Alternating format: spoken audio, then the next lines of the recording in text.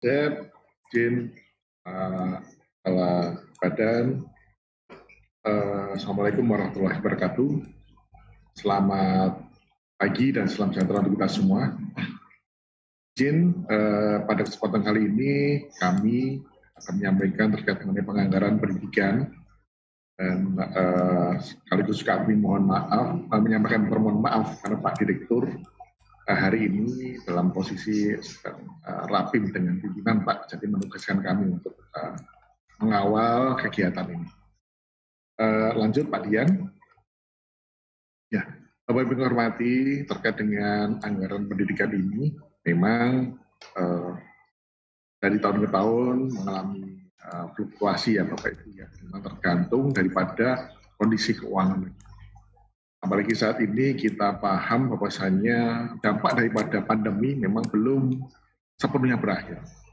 Artinya dari mulai tahun 2020, 2021 hingga 2022 ini bayang-bayang atas pandemi COVID itu masih terasa. Ya bismillah, semoga aja di tahun ini kita juga bisa melaksanakan recovery. Karena memang kondisi keuangan negara itu memang sangat erat kaitannya dengan fundamental ya, fundamental di mana penerimaan negara akan membaik apabila perekonomian sudah mulai bergerak, perekonomian bergerak akan membuat semuanya menjadi tercover sebagaimana kita harapkan. Nah, di sini nih kami menyampaikan bahwasanya mengingat postur APBN disusun berdasarkan asumsi makro yang mempengaruhi pendapatan negara, belanja tertentu, pembayaran bunga, target defisit dan kapasitas pembiayaan defisit, maka diperlukan ada cadangan pada DAU. Ini mungkin yang lebih close connected dengan teman-teman kami di DCA, bagaimana mengatur ritme ataupun irama daripada APBN yang ada di pusat, sekaligus juga menjadi salah satu urat nadi pembiayaan, pendanaan bagi pemerintah daerah. Ini memang kita masih dalam rangka masih berevolusi untuk bisa mencapai otonomi daerah eksplornya, di mana memang daerah sudah semakin mandiri, baik secara pendanaan maupun dari sisi kebijakan. Lanjut Pak Dian. Nah, lebih menukil lagi Bapak Ibu, di dalam anggaran pendidikan melalui TKDD di tahun 2022 ini memang kita sudah memperkirakan ya beberapa besaran target yang dalam rangka untuk mencapai 20% dari APBN untuk ataupun APBD dalam belanja ataupun anggaran pendidikan. Di DTU sendiri, DTU itu adalah DAU dan DPH yang non-earmark, itu besarannya diproyeksikan sebesar 155 triliun dengan gambaran utamanya adalah di gaji pendidik. Ini memang sangat close connected ya Bapak Ibu dengan saat ini yang kita bahas, mana memang gaji pendidik ini memang menjadi salah satu poin besar ataupun persentase terbesar daripada dana transaksi umum yang digunakan untuk anggaran pendidikan. Di sisi lain juga ada mengenai otsus yang diperkirakan sekitar 1,4 T, DHK bidang pendidikan, ini pasti sudah jelas nih, 18,3, dan DHK non-fisik.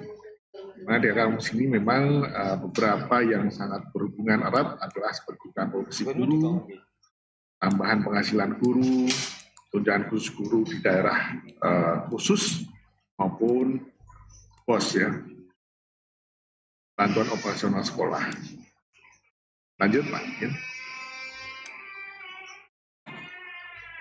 Lanjut. Nah, berkaca daripada perencanaan kebutuhan ASN yang sebagai induk daripada seluruh baik itu PNS maupun P3K, kita menggunakan Undang-Undang Nomor 5 tahun 2014, PP Nomor 11 tahun 2017, kemudian Peraturan Pemerintah Nomor 49 tahun 2018.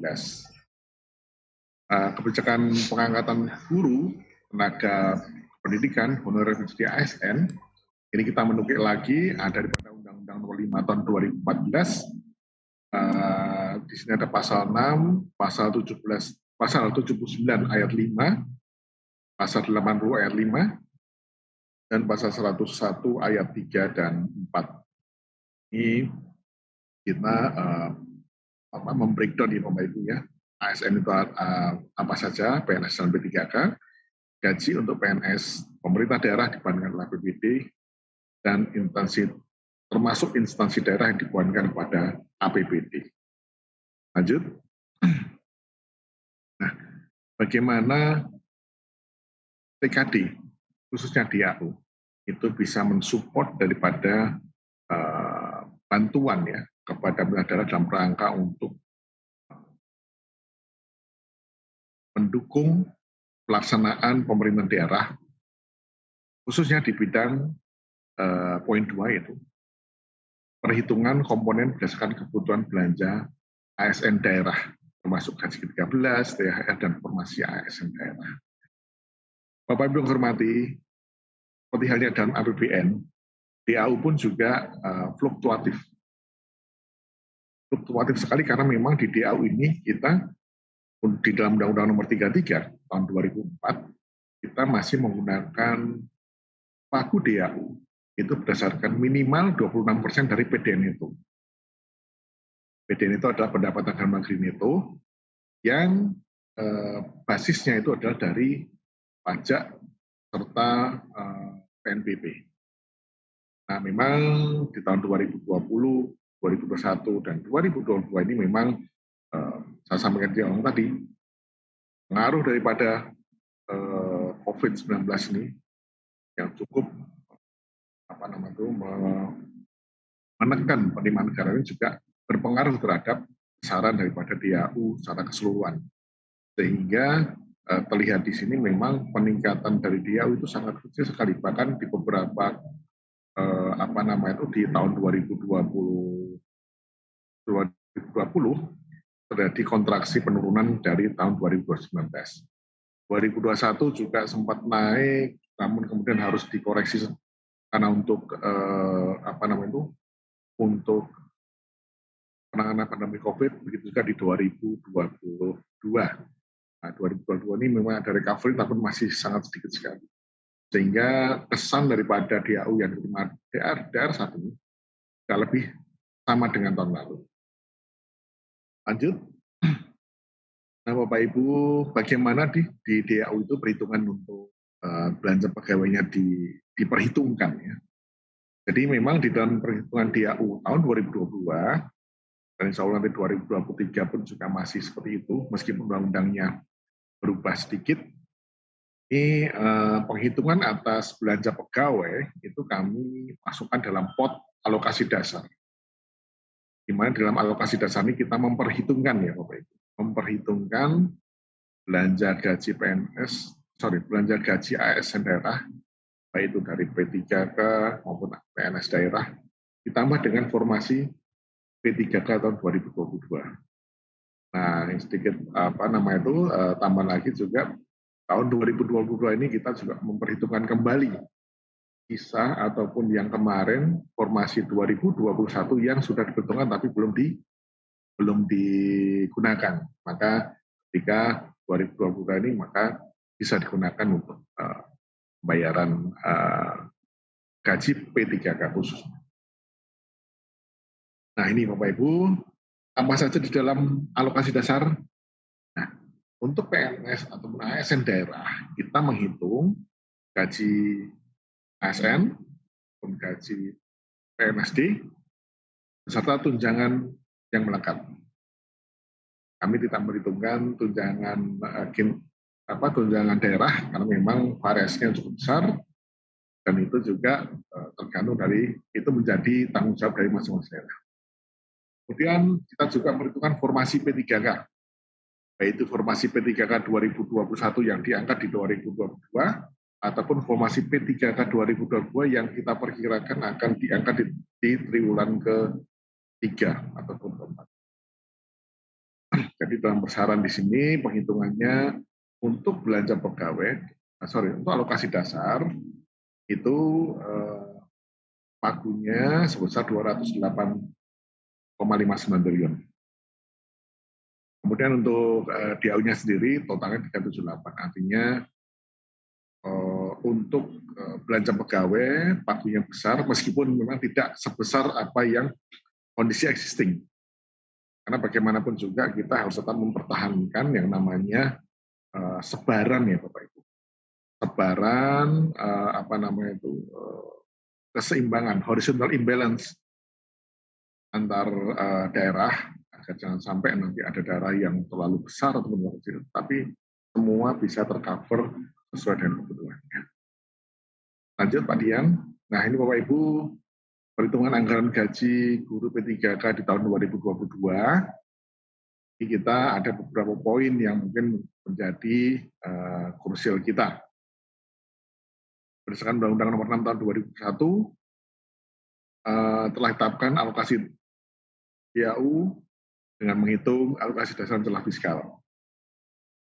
Perhitungan untuk kebutuhan gaji formasi ASN, dan dalam alokasi DAU tetapkan gaji yang diperhitungkan oleh DAU tahun 2002 untuk formasi ASN adalah gaji pokok dan tunjangan melekat.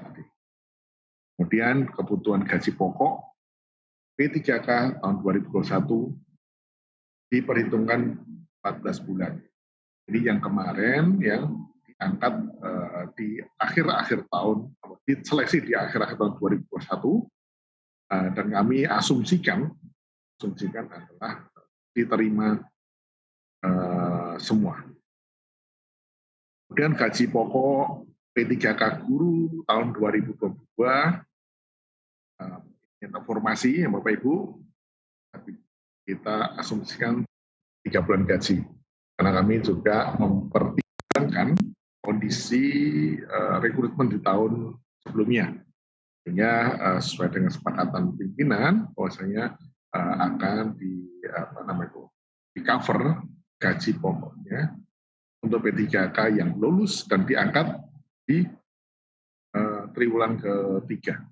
Triwulan ketiga September, Oktober, triwulan keempat, Pak. Kemudian untuk berikutnya alokasi dana yang diperhitungkan di tahun 2021 yang tadi belum digunakan, maka dia bersifat earmark dan itu akan diperhitungkan di perhitungan DAU 2022 yang menjadi salah satu pengurang dari alokasi dasar hitungan di masing-masing daerah. Pemda harus menganggarkan gajian gaji P3K 14 bulan dengan asumsi gajian P3K dimulai dari Januari. Kemudian dari P3K ini, penggajian P3K ini bisa diklaimkan atau dimasukkan sebagai salah satu syarat mandatory spending 25% dari DTU. Jadi selama ini DTU itu kan hanya infrastruktur. Namun seiring dengan waktu tahun 2021, tahun 2022, 25% mandatory spending daripada dana transfer umum itu digunakan ada 3 hal. Infrastruktur,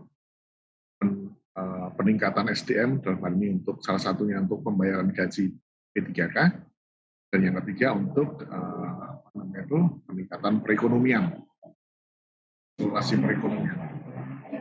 Kemudian Pemda yang tidak merealisasikan anggaran yang di-earmark akan mengakibatkan silpa yang diperhitungkan untuk perhitungan DAU tahun berikutnya. Lanjut. Nah, untuk perhitungan DAU tahun 2022 ini sama ya Pak Yan.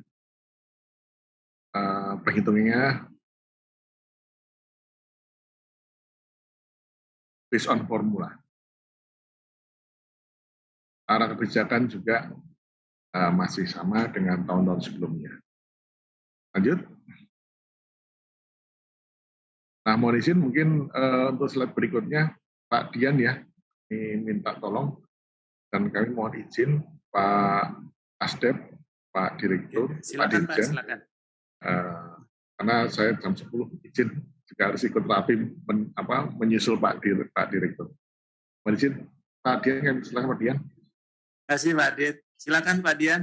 Baik Pak, tadi Pak Adit sudah menyampaikan perhitungan gaji P3K untuk formasi 2022. Nah, dari data yang ada saat ini yang kami tampilkan, ini adalah alokasi tunjangan guru Pak, termasuk guru P3K pada tahun 2022. Jadi ada tunjangan profesi guru, kemudian tambahan penghasilan guru, dan tunjangan khusus guru. Nah, ini yang sudah dialokasikan di 2022 dengan total pagu 55 triliun, Pak. Ini mungkin tambahan dari paparan Pak Adi tadi, Pak Asdep. Mungkin itu Pak dari